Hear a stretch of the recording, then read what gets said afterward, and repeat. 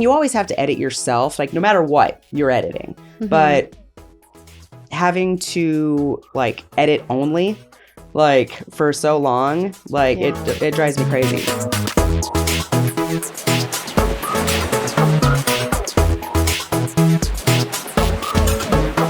Hello, everybody, and welcome back to the Delulu Canoe podcast. The children are screaming for me. I love it. Aww. I love children. Speaking of children, Cosmo is going to be the producer today. Hello. You are not a child. You are not a child, I swear. act like it sometimes. You just have the energy of a youthful child, and I love that. This is true. It's not a bad thing. Oh, there you go. It's good. And joining us today, we have our good friend, April. Hello, everybody. Hello. Thank you so much for joining us. Yes, thank you for having me. You are not childlike, so. Yes, well, no, not anymore. I was childish when I was a child. Anyway, I've got a little bit of a frog in my throat today, if my voice is extra sultry, sorry. Yeah. / you're welcome. Exactly. I was just saying, don't be sorry. I think it's great when you can like choke up on the mic and just be like, hello. Yes. I'm here right now. Everything's really great. Well, thank you so much for joining us, despite the frog being in your throat. Yes. I'm so happy that you were able to be here and like bring us a different kind of version of this show, because a lot of times we have people on that are constantly like on a ton of podcasts, or people that are like just a little bit more like social media all over the place. But you're a little bit more like behind the scenes with your writing. Yes. So this is a real treat for our audience. Yay. Yeah. I'm a writer. I write novels. I got about 10 of them online. I run some writing panels at Comic-Con, WonderCon. I have a panel coming up on LA Comic-Con, but that's actually just talking about romance novels. So okay, that's exciting though. So yeah, Spice Club. It's going to be interesting. It's the first time I've done it. It was actually called Smut Club before, but just to make things a little bit more friendly, I decided to switch to Spice. A little bit more PC, you know? Yeah, you know. I don't really like that. That kind of bums me out. We should embrace that, like, there are certain things for adults at conventions. Right. Yeah. It does say 18 plus on there. But. Okay, then what? Come on, LACC. Get it together. No, I changed it. It was my decision. They didn't make me change it. I just, would like it to be a little more inviting for people. So okay. Smut's just such a harsh word. So yeah. That's a good point. That it is kind of like... It's got a good ring to it, but it's still harsh. Yeah. So. Like when you say smut, it's like, oh, okay. Yeah. I know what you like to do. Which was the point, but... Then again, you might attract all the creepy, weird people that go to the cons.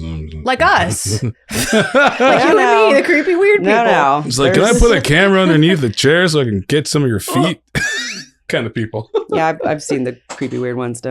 You're fine. Oh, no. This is not the creepy, weird group. I'm like, well, thanks for coming to my show with the creepy, weird. I totally almost spaced out that I was actually at your last panel. Or no, maybe not the last one. It was the one that you had moderated, Cosmo. WonderCon last year. Yeah, last year, I wasn't there. You weren't there. No, I was in Ohio. Then I've seen you on a panel though. Why am I where? The second one. Was it the same one? The second one. The second one. Did you and Chrissy and Adam came to that one? I think that was this year. That was this year. Oh, yeah. Then I guess it was. Yeah, this year. But I usually moderate though. So do you? No, you went. So the year that you were moderating. Last year I was moderating. You came to that one. That's where you met David. Yeah. David. Yeah. And then this year, I think you came up to that one because I was a guest and she was moderating. Okay. Yep. It's all coming back. Sometimes the cons all seem the same. When you start looking back, you're like, they're all blending together. I remember it specifically because I was like, Cosmo, help me. I'm like, I need somebody to moderate my panel. I can't go. That was nerve-wracking. My family's freaking out. Like, I can't go. It was like the first WonderCon I hadn't gone to. Oh, wow. So, yeah. Gotcha. Yeah. Like, so do you primarily like to be the moderator, or you usually like to talk about what you write? I moderate. Yeah. Since I put the panel together, like I moderate it. I don't know. I feel like it'd be a little strange if I put it together and just sat there and be like, ask me questions. I mean, that's what I did once. I mean, yeah, you can. A lot of people do. It's just capable of moderating, therefore I do. I don't know. Yeah, I feel like that's something, because I recently, like, I started doing like public speaking back in high school. Like I was in speech classes and everything and did it through college. Nice. And yeah, I really like it for some reason. But I started writing panels for conventions like literally this year. So this is my first year actually doing them.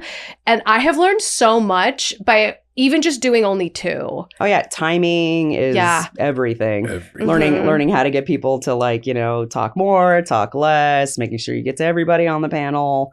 It's like a whole process. I actually write down like a whole keynote like thing, and like I go through it. Like I always have my computer. Like my friend David, like, he's like, you got this like set up, and I'm like, oh, I'll forget what I'm talking about.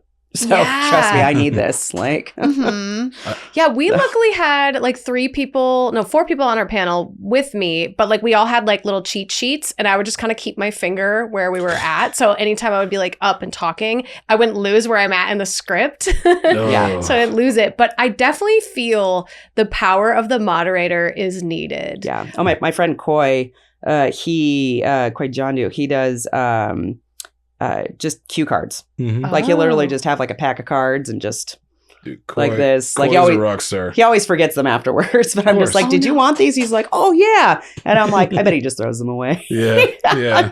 He's probably like, oh well. He's like, oh well, I guess I don't have to rewrite them for next time. So then where do you come up with, like, you're putting together a panel? Do you specifically write a panel topic with other writers in mind, or do you feel like it just kind of naturally comes to you what the topic would be and who you would have on? I think it depends on the subject. Like for the Spice Club, I'm actually doing more of like a topic. Like, okay, we're going to have this topic. Who wants to talk about it? Like maybe like an audience, like, hey, what do you guys want to hear about? And then like, oh, this one. Okay, cool. Let's talk about that. So it's going to be more of like a kind of a jam session. Ooh. And I like to run my panels like that.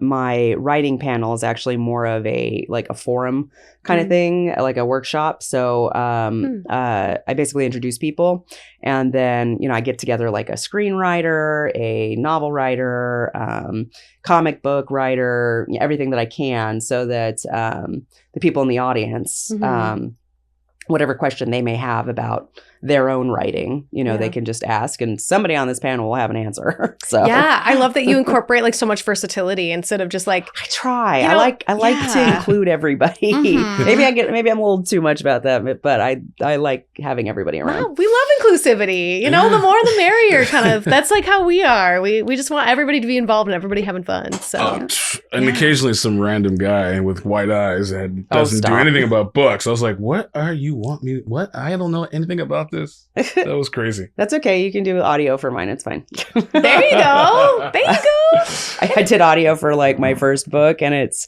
good. And I'm a freaking actor. Like I'm a SAG actor. Oh, cool. But I just like recording my own like books. Everybody's like, oh, they love it, and I'm just like, I'd rather have somebody else record this. I'm like, I want to hear somebody else say it. Like, see, like hearing me say it, I'm just like, like it's more fun for me to hear other people. I guess, I don't know, maybe it's hearing a different take, or just like hearing somebody that can embody the voice better than I can. I feel like that's the thing with a lot of people, that we have like an aversion to our own voice, or like we despise the way we sound. It is weird, isn't it? Because we sound differently in our inner ear than our outer ear, if that makes sense. Like we hear ourselves, and then when we listen to it, we're like, that's what people hear me sounding like. Oh no. Which is why I don't edit this show, because I would also hate the way I sound. You'd like cut everything. I'd be like, let's put a voice modulator on. But here on this show, we invite guests to talk about things that make them feel a little Delulu, because a lot of times we don't get like a safe space to vent and like talk about what kind of runs free in our brain, what things sort of like take over our brain space from week to week. And so I'm dying to know, like, what is something that is like completely kiboshed your brain, or something that just makes you like giddy? What are you Delulu about this week? I mean, I do have a 5-year-old. But oh yeah. So I mean that kind of encompasses all of that. But yeah, I don't know. If we're gonna stick with the writing, I think so. I'm actually dyslexic. Me too. So with my writing and everything, it's like impossible for me to edit my own work. And so thank God for like robots these days, because like they like spell check plus. I'm like, yes, thank you. Like, yes, that's what I meant to say. Yes, thank you for helping me. I'm like, somebody help me translate myself. But yeah, I think that's what makes me crazy is like I'm trying to get out what I'm thinking, what I want, to put out there, and it maybe not turning out the way that I want it to. Yeah, I feel that. So that makes me a little delulu. So where in the process do you feel like, is it typically like the word choice that maybe you get hung up on? Or is it more of like, I'm trying to progress the story? Or is it like strictly vocabulary, punctuation? Honestly, I care very little about punctuation and my kind of gal. And spelling, unless there's a bright red line underneath it, in which case that drives me crazy, and it must be destroyed, and I will find some way to do it, even if it's the wrong word. I think. I feel like my biggest writing struggle is that like I write like I publicly speak. Yes. So, which is a great thing for when I'm giving a speech, but if I'm trying to write out a story or an email to somebody, they're like, what are you talking about? And I'm like, I'm sorry. My editor thinks that my use of commas is very interesting. Oh, no. How do you, I mean, like, commas is where you're supposed to pause in your speech, right? Like, I would pause here. I guess normal people wouldn't. I don't know. But it's tough. It's tough out here having dyslexia. It really is. Yeah. Like it's such an interesting thing, because I feel like a lot of people that have dyslexia run away from writing and run away from like their creative side, when I feel like that's weirdly, we're great storytellers because we're terrible at spelling. Well, I tried to run away from it forever, but I can't draw. Oh, okay. I can't draw. Putting together like a movie is just too many working parts. And so just really the only way that I could get like ideas and stuff out was writing, whether it, anybody could tell what it was or not. So the only problem is that like when you're trying to pursue writing as a professional, people want you to be like an editor. Like they like the way into writing is being an editor first. And it's just like, and it's so hard because you have to have that meticulous editing, like, thing. And then you get to write. And I'm just like, can I skip that part? No, you cannot. Weird. But I mean, you always have to edit yourself, like no matter what you're editing. But having to like edit only like for so long, like it drives me crazy. Like that's why I put out all my novels on Amazon, was because they were just sitting on my computer, and I'm just like, I cannot write anything else. I have too much content, and I will freak out if I die before these are published. I will haunt somebody. Yeah. Like, do it. I spend way too much time on these. So who theoretically says that? Is that like, did you go to school and they said like you had to learn how to edit first? Or is that just kind of like the voice of... Oh, everything. Yeah, pretty much. I mean, trying to get a job, like the only thing that's really available ever is, assistant editing or, something along those lines, because, it's a privilege to be able to write and create. And so I just decided to do it myself. It feels a lot like the acting community, because like people always say you have to start by doing extra work, and then you can like, or be a PA first, see what it's like on set, and then do extra, and then do it helps, but a lot of people get stuck in it. Exactly. I did, but I was fine with that. Yeah. Like I was stand-in for 20 years. I loved standing in. Yeah. I just liked being on set and seeing the cake get mixed. But it is pretty cool. I personally am kind of like not for that journey. Like I just went in like auditioning and like as soon as I got here. And I feel like that's the same thing with you and your writing, that like instead of doing all the editing first, you went for it, you published them, and you're already finding so much success. I'm trying. Yeah. Working on it. It is interesting though, because I did go through that acting journey, and it is funny to run into all those people on set that wanted to act. And there's actually a lot of people, weirdly enough, they would tell you stories, like they would lie to you about stuff, and they're like, "Did you believe it?" And it's just like, "Yeah, I don't know you." Yeah, weird. It's like, but it was convincing, right? And I'm like, "Sure." Like, I don't know who you are, bro. Like, that's so weird. You meet some very interesting people on set. Like, oh man, I don't even know what I would say to that. I think I would just be like, okay. Oh, I had a really fun one. There was, I think I tell this to everybody, but there was one guy, I guess I'd run into him on a couple of sets, and I'm a writer, so I was like on set writing because I like to make use of my time because they have that whole hurry up and wait, and the waiting part's a little difficult for me. So that's why I wrote novels. Anyway, I ran into this guy on another set, and I just happened to be in like a group with him, like chatting. And he was just like staring at me, and I was just like, what's going on? And he's just like, no, I've never been so wrong about somebody before. And I'm like, what are you talking about? He's like, well, you're always just kind of like sitting there, like kind of by yourself, like writing, like, and I'm just like, yeah, I do that. And he's just like, I just thought you were just such a, and I was just like, did I do something to you? Wow. Did I? And he's just like, no, I just so I guess I taught him that not to make preconceived notions off of just seeing what somebody sit there, but don't judge a cover by its book. Yeah, it also certainly. It also made me realize that I probably have a pretty bad resting face. So maybe I'm like, yeah, sorry. This is the weirdest thing though. Like I'm also in like a theater class right now, and I really expected because there's that like theater kid, theater adult energy. And in my first class, I was kind of like, oh geez, who's going to be the like pick me theater person who's going to be out there?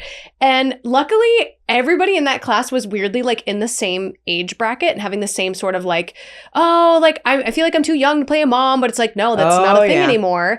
And everybody in the class turned out to be great. Like awesome. No one has been like, but I want to be the like it's weird how there's this like preconceived notion of people that are like standoffish or like just busy doing something else. We all perceive them as being like snarky or thinking that they're better than everyone else when it's just them existing. Yes. Just existing. Simple. I mean, I don't know. I guess at that point it's like, is that saying more about you or like, is that saying something about like I don't know, how you were raised? I don't know. But yeah. We're not therapists. We won't diagnose them. I know, right? I judge everybody. It's been a bartender for so long. I'm like, yeah, I know that type. I mean, that is kind of your job. Like, you're like, you look like a mojito person. Yeah. You look like you're having a bad day. Here's a shot. Exactly. And they're just like, thank you. Yeah. And then they cry all of their woes from the world to you. And you're like, yep. And then when they're intoxicated, the true them comes out. Oh, dear. Yeah. I learn a lot about people when they're, especially at the bar. Oh, man. That's why, like, if I meet somebody that's like that and they're not even drunk, I'm like, well, that's who you are all the time. So I can imagine you might be the opposite if I got you drunk. Or it could be worse. You're like, let's just test this out here. Yeah. You're like, let's test this theory. Free shot on me. I've done just it. Sit back and wait. Exactly. Yeah, that's funny. Or when somebody walks into the bar I work now, I'm just a bar back now, but when somebody walks in, I'm like, I got this thing with the bartender. I'm like, this person's going to do this, or that person's going to be problematic. These couple are going to say something's cold. They're going to want a discount, blah, blah, blah, blah. And he's like, all right, bet. And it's like $1, if I'm wrong. Harmless bet. And usually I'm always on top. Yep. Yeah. You need to increase those bets, bro. Yeah, right? Put like $10 down, maybe 20. It's fun. I don't like gambling, but... Oh, me too. I hate it. Same. I'm not a gambler. No. But when you write, this makes me wonder about like Cosmos theory, about how people can sometimes be predictable. Do you write in public at all? Or do you like sit at home and you have like a desk at home? That's another thing that's always bothered me. People are just like, look at this person sitting at a coffee shop, like writing on their like thing. Like, I'm going to write my next master, like, whatever. And I'm like, I like sitting in a coffee shop and writing. First of all, I'm not at home. There's like 100 other things I have to take care of or think of or deal with. Also, I like to go write someplace that's kind of pretty because I kind of stare off into the void a lot while I'm thinking. And so I like to look at something pretty. Yeah. And I really like sitting next to a window, like just like having the world pass by me. And I'm not a people watcher. It's really weird. You would think that as a writer, I'd be like, ooh, fascinating. What's that person's like journey like? And I'm like, nope, I'm just looking. Well, I just like the energy. Like the ambiance. Yeah. Unless you're like my editor was like, I'm always in the house. He has a computer, like a big one, Yeah. And he's like, I'm always here editing. I'm like, get a laptop. So you can go out places like the bar, the coffee shop. Yeah. He has a laptop. He's on his laptop at home. Yeah. I mean, there's a lot of people that do not like being interrupted. Yeah. Like their flow gets broken and it's That's just like, they're just like, and I'm not that person. I get interrupted all the time. I'm ADD to the point where I've had people say like, wow, you're really good at multitasking. And I'm like, no, I'm really good at paying like attention to one thing at a time. So if I'm focusing on this, everything else is kind of like, that. If I'm focusing on this, then, I'm not really paying attention to that. So yeah, I love the idea of going to a coffee shop and like working on some stuff because I'm writing a bunch of scripts right now and until I can get my journal published, which you'll help me out with later.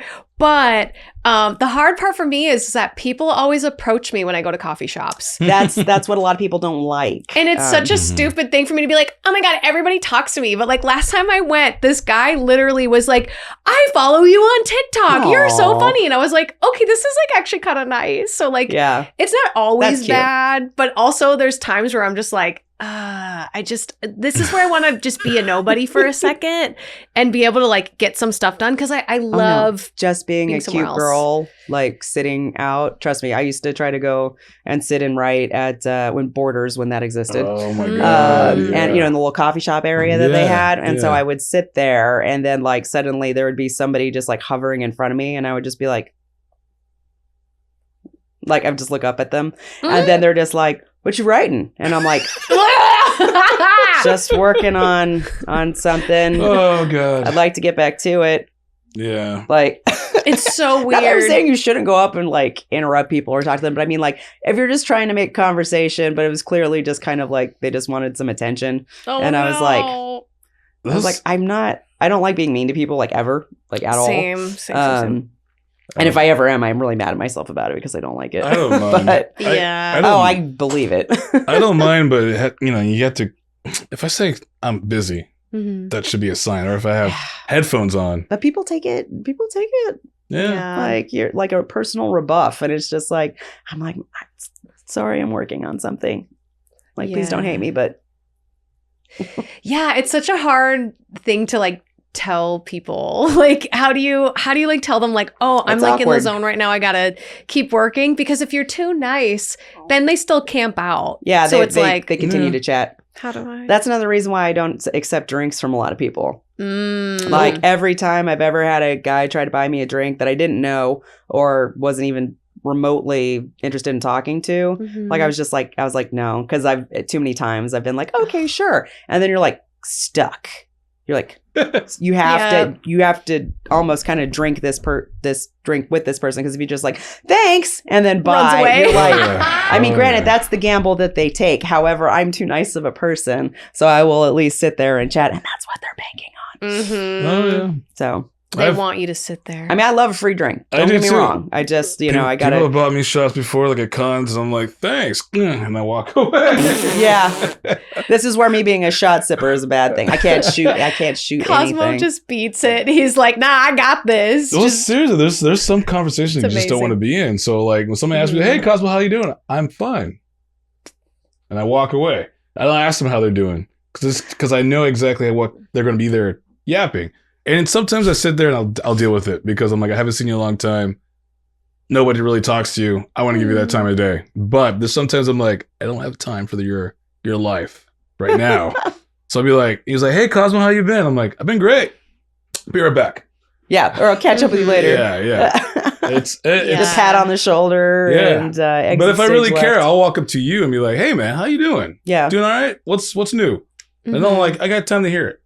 But, it's iffy. It's a 50-50 when you're in public or then your mood and whatnot. So, Yeah, there's no way to predict, especially like if you are going somewhere in public. Like my biggest thing is like at conventions, like people that like try to, oh my gosh, like, can I stop you for a photo when you're like on your way to the panel or on your way doing something and you're just like, I really can't. I'm so sorry. I got to keep going. And then they like cuss and say that like, oh, that girl's such a bitch. And I'm like, oh my God. Like, hang on. No, that's terrible. Like it's so strange, the dichotomy of like the con goers. It's like sometimes they're the greatest people in the world and sometimes they're just awful when you have somewhere to be. I don't mind I don't mind it at cons, but like public, like I said, you need a Clark Kent mode. Well, I mean, also like I don't do dress up anymore. I don't do cosplay or anything like I used to. Getting stopped every 5 seconds for a photo is, I mean, fun. But it's just, I honestly, like, I'm wearing sandals right now. Like, I can't do heels anymore. Like, I just don't have the fortitude to stop every 5 seconds. And also I mean, maybe it's gotten better this day and age, but taking pictures with people and their hand kind of gradually gravitates south. Oh, I'm so sorry. Yeah, you were, buddy. And it's just like, I don't know where to put my hand, so I'm just going to rest it right here. I've started doing this suggested pose move where when they go to do it, I'll be like, oh, actually, why don't we pose like this? Or like something that keeps their hands like out of the way. Yeah. Or like before I touch them, because like sometimes I'll put my hand on their shoulder. Yeah. I'll like be very weirdly verbal. Like, do you mind if I put my hand on your shoulder? Thank you. You know, just like being a little like, hey, I'm being about it. Conscious about this. You should maybe be conscious about it too. Like, yeah. I don't feel like it's as bad lately.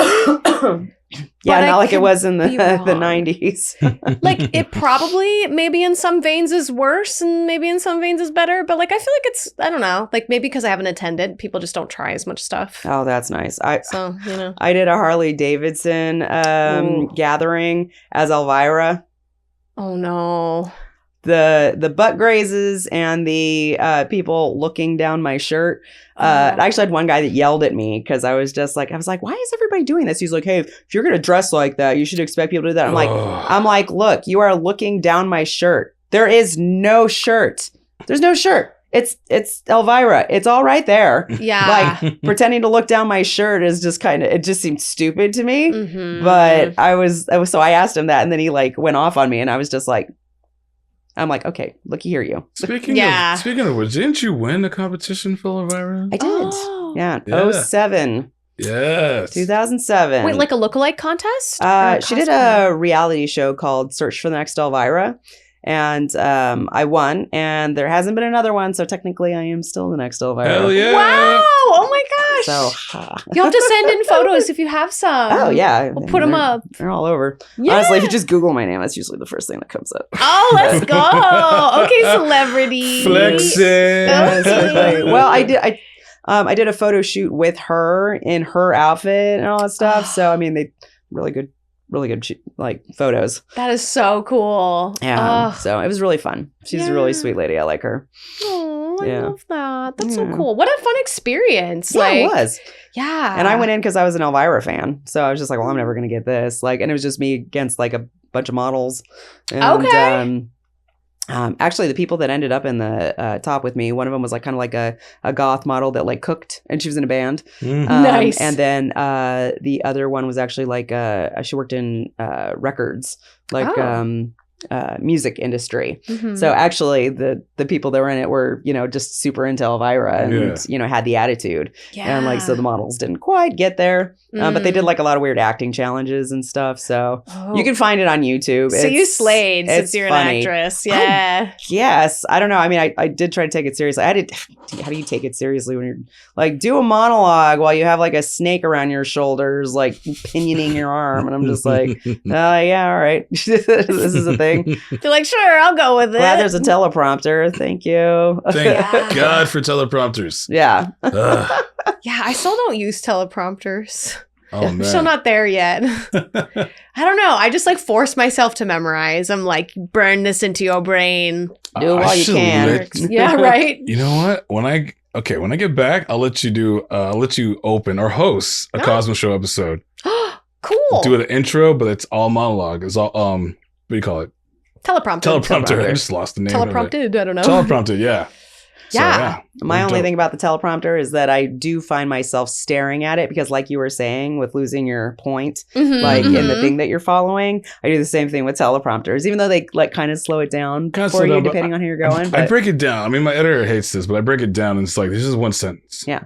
And then here we go for the next one. Yeah. Because the camera's already looking at me and I'm like, I can read this and I give myself time to rant. Yeah. So the way I write it, it's almost you give like yourself spaces. Spaces, yeah. And it's almost like commas, It's like it's put like a comma commas. here, comma here, it's comma a hell of here, a comma. Yeah, exactly. I like it. We're like, do we need them? Do we not? And I tried the speed. Sometimes I do this educational part that's really long, and I'm cutting and pasting from like everything else, and I want to sound legit and let people know what the episode's about. Knowledgeable but not boring. Exactly. Yeah. So it's like if I let it go and it's going up, I gotta pick that right speeds where it's going, and I gotta remember to read fast because I can't mess this one up because this is actual facts that I'm like, I can't screw up, I can't do anything, I can't say the wrong thing, can't pronounce it wrong. Even though when I do, my editor puts like a little thing. He's like, he actually meant. Yeah. The joy of editors to save us when we mess up. Yes. Thank God. Oh, Yeah. Man. Thanks, Chompy. We love you. We love you, Chompy. There's sometimes where I will definitely say the wrong thing and she'll be like, nope, that's not it. She meant this. But I see her brain. I see where she was going. Re-record. Yeah. Voiceover. That's why when people say like, oh, AI is like taking over and like it's going to take over the jobs of editors. I'm like, I mean, sure, maybe, but like I think it takes over the boring parts of editing. You know what I mean? Like the heavy work of, you know, it helps you research quicker. It helps you like do all that stuff. I mean, I get it. People like everything throughout history use it for ill. Like writing an entire book, not great. And it's going to sound like a computer wrote it because a computer wrote it. Yeah. But you need people, and you need to have editors, people that like can tell where the inflections are, can tell, you know, what you meant and like all that stuff. The computers are just like, it's this. And it's like, no. It's like a text message. It's like a text message without emojis. It's like autocorrect. No, that's not what I meant to say. I did not mean duck. Yeah. Have you seen the vertical shorts that are now like popping up everywhere? Yes, my friend. Soap operas. My friend does some. No way. Horror though. They do horror 1 minute episodes. Can I like email you my resume and have you email that to your friend? Absolutely, yes. Like, that'd be fun. It's the Boxleitner brothers. I can't remember if they're going by like a different cool. name or something, but they do a lot of stuff at Screamfest. Like their shorts are always just covered in laurels from so winning fun. everything. It's just like, good job, guys. Oh, that's so cool. I've had Lee. You've met Lee, right? Yeah. He's been on the panel before. Yeah. So it's him and Sam. So you know, if you have room for one more person on your smut club, you should get there. Does it get what? Get there on it. Yeah. You want to be on it? I mean, I could. I haven't written any smut. So have you read it? No, I have not. Oh wait, Fourth so Wing. Fourth Wing counts as smut. I haven't got to the How about smutty parts fanfic? yet. I don't understand fanfic. I never understood. Fanfics. I actually need a fanfic person because I do not understand. Chrissy. Okay. Really? Chrissy, but she'll only be there for Saturday and Sunday. I'm there Saturday, but it's like at 6 p.m. 6 p.m. She has her costume the contest on Saturday. That makes sense. I'm also I'm the halftime show, so I won't be able to. That's okay. Yeah. But you know, I'm sure you'll find somebody. Like you just need a last seat filled or something. I'm just trying to get like a broad range, Gotcha. you know, like of people. Like I have mainly novelists, which is, you know, good because I mean that's kind of the whole thing is you're reading novels. But you know, I'd like to get people that just really enjoy it. I was actually trying to get my friend who's a psychiatrist on there, but she has to do something that weekend, which is sad. But darn it. Yeah. So, but this is also like my first time doing this one. So, like my writing panel, though, I'm like, you'd probably be great because you do a lot of writing and stuff. So, yeah, I mean, I would save me as like if somebody cancels because like I'm not as established as a writer, but I do have the experience of putting out stuff. Just not. I mean, a lot of people have questions about the post-writing process, the marketing,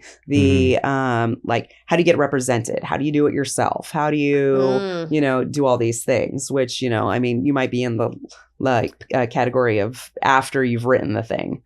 So after your help, yeah. I mean, I always do like I say concept to creation because you got to. I mean, you have an idea and then you have to publish it, market it. Like you have to do everything. And honestly, like agents and stuff these days, like they want you to already have a following. They want you to have the marketing set up. Like, wow. I mean, basically, you're kind of doing their job for them. But they have the ins. They have the ins with everything. Please don't yell at me, anybody that's that's an agent or something. I completely respect you. I just understand how it goes these days. Yeah, they're kind of like agents essentially, like because they have the networking and the connections to like put you in the right place, but you have to have already like done the work of like, you can't just say I'm going to be a writer, you know, and like, oh well, I have a piece that I'm working on. Like you kind of have to have it done right before you. Yeah, they want to see your manuscript and everything. Absolutely. But I mean, there are also like, okay, marketability, like what is your following? You know, what is all this stuff? Basically, like, they just want they have the invitation to the party. They just want you to be fully dressed and well-mannered. But they also want to be able to like parade you on stage. Oh, yeah. So. Oh, I like that part. I'm good at that. There you go. We all have our strengths, you know, and some of our weaknesses. But yeah, I think like once I get this first one out and then I get like feedback, because like my goal with this book is it's like a self-help journal that people can do. Like, have you done The Artist's Way? I think I have read that one. It was a while ago. Or have started it. It's like kind of a workbook, essentially. Yeah. It like really inspires you to like take your writing or like your acting or whatever you're serious about and like implement into doing like daily pages. Oh, yeah. And like brain vomiting like some thoughts that are like tied up in your head. So that way you can completely give yourself over to the art that you're working on, despite what the medium is. Yeah. And so, a lot of them are really good. On that note, sorry. Yeah. No, go for it. Stephen King has like a good one on that too. Oh, really? On writing, where he's just like 2 hours a day, sit down, like write something. Doesn't have to be good. Even if you just sit there and don't write anything, you did it. And so it's just, sorry to interrupt. No, that's great. That's why we have you on the show, you know? Yeah, I definitely should look into that because that would be good for me too. But I basically took the idea of The Artist's Way and I made it into like a more modern, shorter version for people that are trying to accomplish goals. Like maybe not as big as like, I want my music to be, like I want to make money for my music, you know? Instead, my journal's about like, taking it day by day. Like, can I be working on my music for 2 hours a day? Or like, how can I, you know, it's just a bit more abridged for today's modern brain space of like people wanting to get things quicker. It's true. So I feel like once I have that out and I'm getting a little bit more opinions and feedback on it, I've already hired an artist to do like an illustrated version, which would be kind of cool. You know, so there'll be 2 different versions. But yeah, I feel a little like impostery to be like doing panels and stuff and speaking on it when I don't have that how do I explain it? You don't have it out there. You don't have you don't have it in your hand. I don't have the credibility quite yet. Like I'm on the way, but you know, maybe in like a year or so, we'll see where it goes. You have it written down though. Yeah, and I have like a short film, so like I guess I could talk, and I wrote that, so I could talk a little bit about that. But you know, there's still room for me to grow. I'd say. I still new. No, I mean everybody's got to start somewhere. Yeah. So. You don't know until you do it. That's another thing, like with writing. It's like, how do you write a novel? You don't know until you try. Mm-hmm. You just sit down and you do it. It's Speaking of novels, what are the names of some of your books? Oh, yeah. I've got the Pandora Syndrome series. I have the Rain in the Black Wood series, which is fairy tale retelling. Oh my God, I'm like junior high school. No, YA. There you go. And then, so yeah, Pandora is horror. I have a standalone that is the Persephone, which is like kind of like a pirate romance kind of like I want to read that one. It's not super romancy, like it's not very spicy, but it's fun. I like it. I got my steampunk series, Steam Run, and The 13 Offerings, which is an anthology novel, which basically has all the characters from the other books. So it like links to, so each one of those characters links to a different book series. Oh, that's cool. So cool. Yeah, that's why I came out with the anthology novel first. I'm just like, let's get the idea out there, kind of build the worlds, and then like, you know, it's kind of fun if you actually do read the book and then you go back and read that. You're like, oh, it's that character. Yeah. So I love stuff like that though. So like people get annoyed with that now with like the Marvel universe because it's always just like, who's this random character that just popped in? I'm like, well, if you read this or you know, if you saw this one, then you'd know. Yeah. Excuse me. Well, I feel like everybody gets so caught up in the way that like we're not really, I hate to say the words, killing off characters. I think that's where people get like mad, is that we keep bringing them back because there are now alternate universes. I refuse to go the alternate universe route. I'm like, they may come back at some point for some reason, or you may see them again in a dream or something, but try to keep the characters dead. My brain constantly goes like, no, we can't let this one go. And I'm just like, but you can't. You're like, keep him dead. We gotta keep him dead. Yeah, there's got to be some stakes here. Yeah. I'm also not a big fan of like the alternate universe trope unless it like really makes sense. I mean, they dug into it hard, so. Yeah, not a fan of it with Marvel. I don't know. It lost me. So I was like, well, it's not my thing. Well, honestly, with it being alternate, all that stuff now, you could kind of explore a lot of interesting what ifs. So they actually have a series called What If that's actually really cool. They had this character named Birdie that was voiced by Natasha Lyonne. And it was the offspring of Howard the Duck and Jane's assistant in Thor. Thor, yeah. Oh my gosh. I, weirdly enough, loved that one. And it's so like off the wall that I was just kind of like, okay, that's kind of fun. Yeah. Like, but that you're like, okay, I like this one. Yeah, it gets a little crazy. I mean, honestly, like it kind of started getting there with Guardians of the Galaxy. Let's be real, but I loved Guardians of the Galaxy. So, and it just brought us into space, and then then we got all the time rips and everything. It's just like, oh my god. Yeah, it's a lot. It's a lot happening. Yeah. But I imagine you're also a fan of Doctor Who. As you're sporting a Doctor Who dress. I have. I'm kind of like an old school fan of like everything because I'm like an old school like nerd. I'm not necessarily up on everything. Don't kill me. I haven't watched the last several seasons of Doctor Who mainly because I can't find it. It's not on BritBox, but I think it's on something else. I mean, with all the streaming apps trying to find it, I'm just like, since Disney bought it, they just have the last guy. They have the David Tennant thingamajigger where he comes back with Neil Patrick Harris, but then I can't remember Shuti.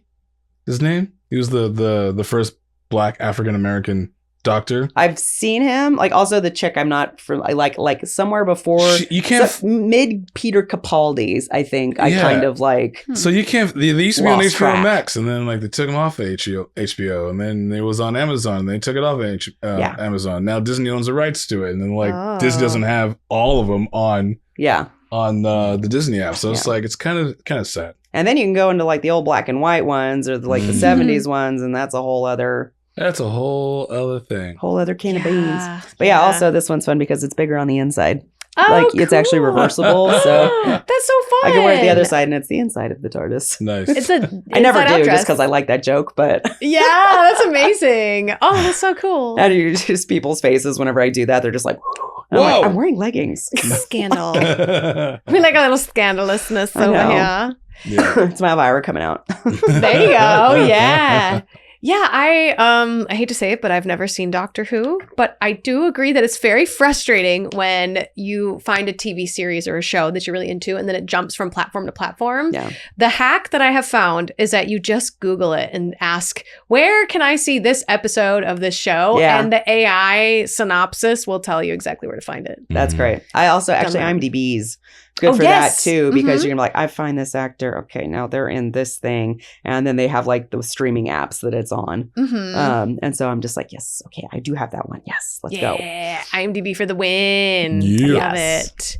Well, speaking of for the win, where can all of our fans find you on social media? www.aprilwahlin.com or April Wahlin at basically every platform: Twitter, Facebook, Instagram, LinkedIn. There you go. LinkedIn. Wow. So, yeah. What is that old? I'm old. I just no. I just haven't. God. Yeah. Haven't updated your LinkedIn in a while. I never had one. I was gonna say, I think I have one. I don't know. There's also like a Pinterest too, and I'm just like, is that still a thing? I'm not sure. Pinterest. Wow. I use Pinterest. Yeah. TikTok, I have a hard time with because I'm not great at videos, but. Yeah, TikTok's a bit of a learning curve, but once you're in it, it's hard to get out of it. Like it's one of those addictive apps. Oh, it's a lot of fun. Just the content, like I have a hard time keeping up with. You just have to constantly, like I have to talk to this guy about like doing anything TikTok because like I cannot figure it out. Yeah, talk to Cosmo. He's pretty good at it. Because of TikTok, I love editing. He's got a lot going on. Dude, my last video I edited together for Fan Film Reaction it's spiked. Nice. It's in the 2 point whatever. I love that. I'm like, what? Because I took my time and did all the bells and whistles, and then I'm like, I want more. Yes. We still got to talk about that channel. Yes. Oh, yes. We should bring that over to Patreon. Yes, let's bring that over. Spill the tea over there on it. I'll spill the tea over there. Yeah, yes. don't do it here. We want people to click over to Patreon. Click over. Consider joining us on Patreon. Cosmo, though, where can people find you? The Cosmo Network on YouTube. You're like, where can they? Where can they find it? Cosmo Network on YouTube and The Cosmo Show on Instagram. Yeah. With the E at the end. Yes. Don't forget the E. I sometimes forget. It's all good. Oh my God, his first panel, like they forgot the E on there, and I was like, I'm embarrassed. You're like, I'm sorry. I took a Sharpie, put an E on it. I still have that. He did. I still have that one. There you go. I have all of my panel name tags. The cards, the placards? Yeah, it's just an honor. She gave me my first one. Aww. Like threw me on there, and then I hosted one. And no, then literally, I ran into him at the lobby, like on my way to my like panel or something, and I was just like, I need you, like, come be on there. I need an extra person. Come on. Like, I thought he's like, I don't even know. He's like, I don't even know what you're talking about. And I'm just like, it's a writing panel. Just come. And he's just like, I'm not a writer. I'm like, you're a content creator. Just get over here. Like, it's fine. Like, you're fine. And it was totally fine. It was totally fine. And you lived. You prevailed. I lived and prevailed. The second one, when I had to host it, I was off script because I really didn't know everybody's name. And, oh, no. I tried so hard to set him up for success, and just me not being there and not being able to